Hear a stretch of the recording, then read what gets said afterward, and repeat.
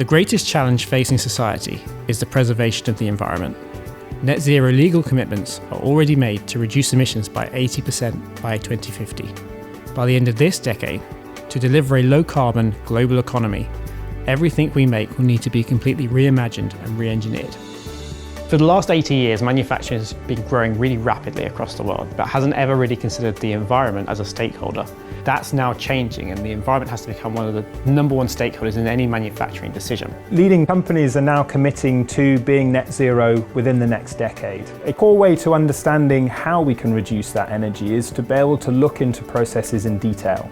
The DETI program is a research project that's all about helping engineers to understand the value of this data through facilities and test beds. And the EcoMeter project, which we developed in partnership with the National Composites Centre, is about enabling engineers to be able to gain granular insights about the energy consumption of their machines and their processes. The EcoMeter is an application that measures environmental emissions from industrial assets on an hour-by-hour basis. It takes in a variety of different inputs, things like energy usage, and it's able to take these inputs and convert that into a carbon footprint using a series of algorithms.